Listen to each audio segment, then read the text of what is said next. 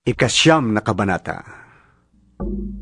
Sa paglalakad ni Jesus, may nakita siyang isang lalaking ipinanganak na bulag. Tinanong siya ng kaniyang mga alagad, Guro, sino pong nagkasala at ipinanganak na bulag ang lalaki ito? Siya ba o ang kanyang mga magulang? Sumagot si Jesus, Ipinanganak siyang bulag hindi dahil sa nagkasala siya o ang kanyang mga magulang, kundi upang sa pamamagitan niya ay mahayag ang kapangyarihan ng Diyos. Kailangan gawin natin ang mga ipinagagawa ng nagsugo sa akin habang araw pa. Malapit na ang gabi at wala nang makakagawa pagsabit niyon. Habang ako'y nasa sanlibutan, ako ang ilaw ng sanlibutan.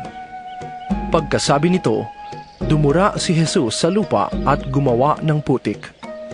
Pagkatapos, ipinahid niya ito sa mata ng bulag. Sinabi sa kaniya ni Jesus, Pumunta ka sa deposito ng tubig sa Siloe at maghilamos ka roon. Ang kahulugan ng salitang Siloe ay sinugo. Ganoon nga ang ginawa ng bulag at nang magbalik siya ay nakakakita na.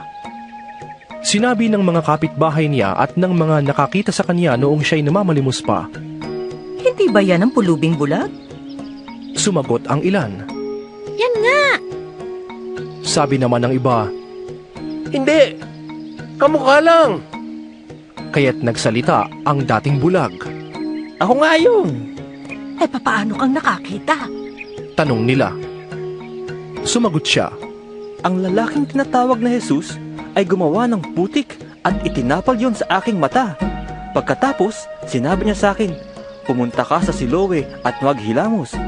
Pumunta nga ako doon at naghilamos at nakakita na ako. Nasaan siya? tanong nila sa kanya. Hindi ko alam. Sagot niya. Dinala ng mga tao sa mga Pariseo ang dating bulag dahil araw ng pamamahinga nang gumawa si Jesus ng putik at nang pinagaling niya ang bulag. Tinanong din siya ng mga Pariseo kung paano siya nakakita. Kaya't sinabi niya sa kanila, Pinahira niya ng putik ang aking mga mata, ako'y pinaghilamos at ngayon nakakakita na ako. Ang sabi ng ilang Pariseo, Hindi maaaring mula sa Diyos ang taong yon, sapagkat hindi niya ipinapangilin ang araw ng pamamahinga. Ngunit sinabi naman ng iba, Paanong makakagawa ng ganitong mga himala ang isang makasalanan? at hindi sila magkaisa ng palagay. Kaya't tinanong nila uli ang dating bulag.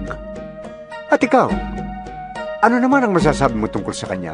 Yamang pinagaling niya ang iyong mga mata. Isa siyang propeta. Sagot niya. Ayaw maniwala ng mga Hudyo na siya'y talagang dating bulag, kaya't ipinatawag nila ang kaniyang mga magulang. Anak nga ba niyo ito? Talaga bang siya'y pinanganak na bulag?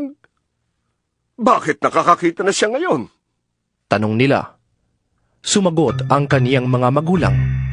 Anak nga namin siya at siya'y pinanganak ngang bulag. Ngunit hindi po namin alam kung bakit nakakakita na siya ngayon o kung sino ang nagpagaling sa kanya. Siya na po ang tanungin ninyo. May sapat na kulang na siya at makapagsasalita para sa kanyang sarili. Ganoon ang sabi ng kaniyang mga magulang dahil sa takot nila sa mga Hudyo. Alam nilang pinagkaisahan ng mga Hudyo na itiwalag sa sinagoga ang sinumang magpahayag na si Jesus ang Mesyas. Ito ang dahilan kung bakit sinabi ng kaniyang mga magulang, Siya'y nasa tamang gulang na. Siyang tanungin ninyo. Muli nilang ipinatawag ang dating bulag at sinabi sa kanya, Sa ngalan ng Diyos, magsabi ka ng totoo. Alam namin siya'y makasalanan. Hindi ko po alam kung siya'y masamang tao o hindi. Tugon niya. Isang bagay po ang alam ko. Ako'y dating bulag, subalit ngayon nakakakita na. Anong ginawa niya sa iyo?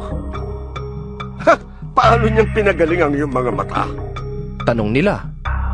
Sumagot siya. Sinabi ko na po sa inyo at ayaw ninyo akong pakinggan. Bakit ibig ninyong marinig uli? Ibig ba ninyong maging alagad din niya? At siya'y kanilang minura. Ikaw ang alagad niya. Sabi nila, Ngunit kami mga alagad ni Moises. Nalalaman namin nagsalita ang Diyos kay Moises. Ngunit ang taong yon, na hindi namin alam kung saan siya nanggaling. Sumagot ang lalaki. Yan nga po ang nakakapagtaka. Hindi ninyo alam kung saan siya nanggaling, gayon pa man, pinagaling niya ang aking mga mata. Alam nating hindi pinapakinggan ng Diyos ang mga makasalanan, ngunit pinapakinggan niya ang mga tunay na sumasamba sa Kanya at sumusunod sa Kanyang kalooban. Noon pa man ay walang nakakapagpagaling ng mata ng taong ipinanganak na bulag. Wala pong magagawa ang taong yun kung siya'y hindi mula sa Diyos. Sumagot sila. Ipinanganak ang makasalanan? At ibig mo ba kaming turuan? At siya'y kanilang itiniwalag. Nabalitaan ni Jesus na ang lalaking pinagaling niya ay itiniwalag ng mga Pariseo. Kaya't nang matagpuan niya ito ay kaniyang tinanong, Sumasampalataya ka ba sa anak ng tao? Sumagot ang lalaki. Sino po ba siya, Ginoo? Sabihin niyo sa akin upang ako'y manalig sa Kanya. Siya'y nakita mo na.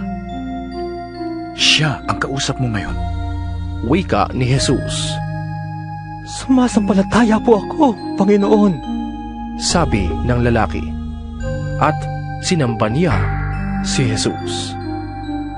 Sinabi pa ni Jesus, Naparito ako sa mundo upang humatol at upang makakita ang mga bulag at mabulag naman ang mga nakakakita.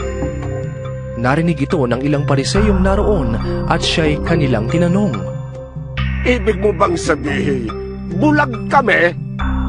Sumagot si Jesus, Kung kayo nga'y bulag, wala sana kayong kasalanan. Ngunit dahil sinasabi ninyong nakakakita kayo, mananatili kayo sa inyong kasalanan.